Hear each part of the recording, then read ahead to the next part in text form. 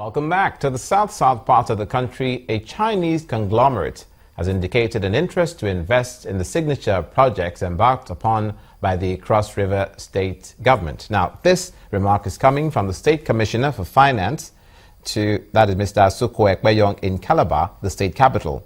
The leader of the group, Mr. Chao Yang, added that the group has a pool of multi-billion dollars in funds that is available to be drawn for any economically viable investment. We have received strong support, financial support from these organizations. They are our viable financing credit amount from the different banks of China. So the total amount is about $130 billion.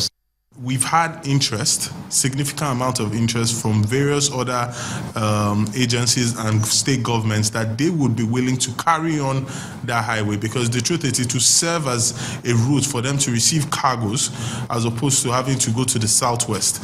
And we've had indication from the countries that border us to the north, the landlocked countries, who are interested in this emergence of this port, which will allow commerce to happen at a faster pace within their countries. Now, the Nigeria Labour Congress, the Imo State chapter, has promised to collaborate with the Imo State government to tackle the issue of ghost workers in the state civil service. The Imo State chairman of the Nigeria Labour Congress said this while briefing newsmen in Owerri, the state capital, after a joint committee met to commence the disbursement of salaries to workers as contained in the agreement reached by the state government and Labour.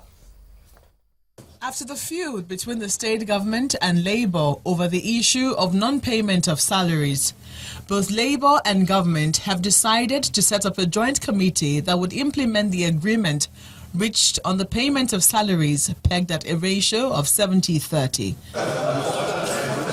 This means that 70% of all monies accruing to the state government through allocation and IGR will go to the payment of salaries and pensions, while the remaining 30% will be for the state government to execute capital project and sundry expenditure.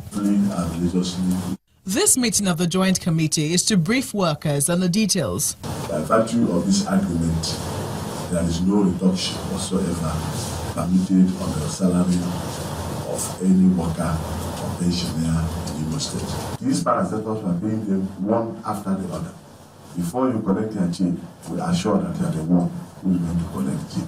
And how to determine that you are the one, we have the strategy. I have penciled all of them down, mobilize the people who are going to supervise it. So by the end of the day, if there is a ghost worker, you will know. The committee also appealed to workers to be patient and remain dedicated to their duties. We are hoping that if we plug all the loopholes, all the machinery Labour is putting in place in the payment of this extra salary size, we are going to make some savings. So we are looking at doing 80% minimum next month. So that's it's not a matter of fix, it's a question of what is available and average. The briefing is going to be a monthly affair to give the workers insight into the income of government and how the 70-30 sharing ratio is being adhered to.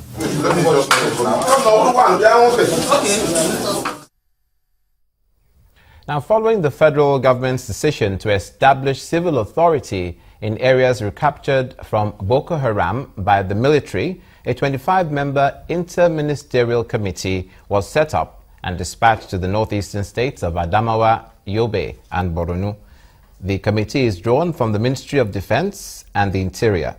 The assignment is to tour the areas affected by insurgency with a view to assessing the situation on the ground and advise government on the planned handing over of areas liberated by the military from Boko Haram to civil law enforcement agencies. The mission is to organize town hall meetings with civilian stakeholders in local government areas recaptured from Boko Haram by the military, to ascertain villages recovered, the population of returnees, and commercial activity. It will also confirm the presence of law enforcement apart from the military. The purpose of us coming here is to come and make consultations.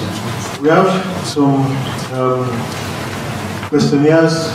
We are going to go town hall meetings.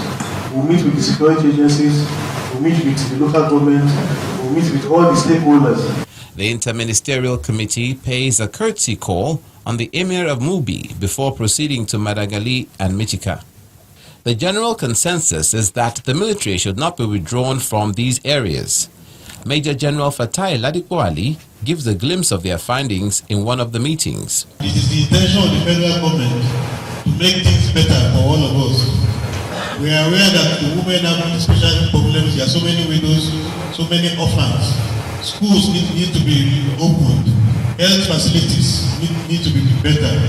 Water, light, and so on. Some members of the committee also expressed their views.